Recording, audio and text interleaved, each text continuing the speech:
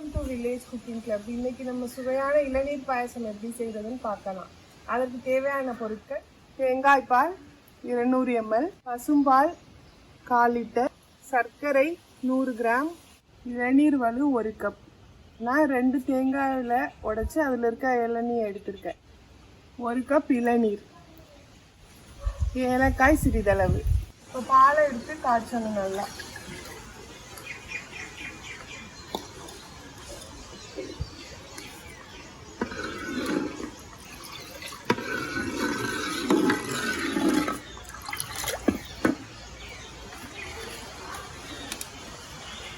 பால் நல்லா ஒரு கொதி வந்ததும் சர்க்கரையை போடணும். நேரத்தில் நம்ம எடுத்து வச்சுக்க இளநீர் வழுவ அந்த இளநீர் தண்ணீர் ஊற்றி நல்லா அரைச்சிக்கணும். பாருங்க, இது மாதிரி பால் நல்லா காஞ்சி வந்துருக்கு. இந்த டயத்தில் நான் சர்க்கரையை சேர்க்கிறேன்.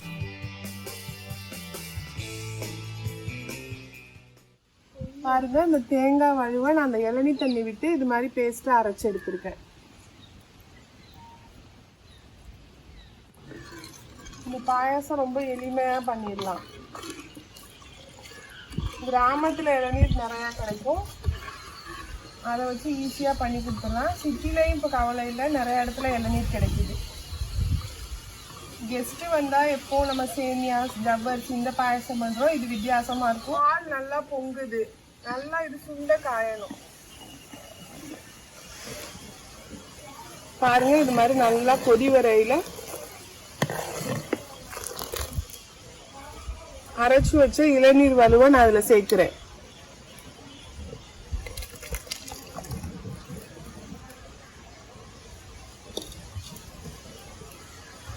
இளநீர் வலு சேர்த்து ஒரு 2 நிமிஷத்துலேருந்து 3 நிமிஷம் கிளறினா போதும்.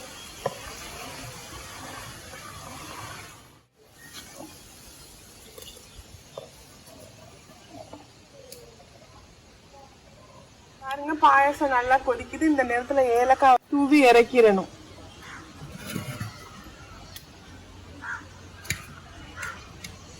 இந்த பாயசம் நல்லா ஆறுனதுக்கு அப்புறம் இந்த தேங்காய் பாலை அதில் சேர்க்கணும்.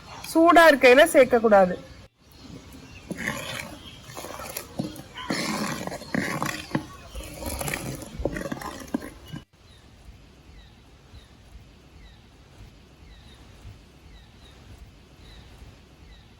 இந்த இறக்குன பாயாசம் மிதமான சூட்டில் இருக்கு. நான் இந்த நேரத்தில் இந்த தேங்காய் பாலை அதில் சேர்க்கிறேன்.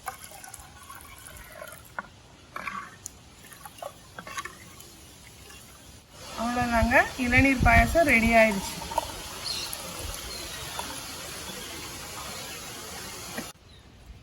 நெய்யில் வறுத்த முந்திரியை தூவி பரிமாறலாம்.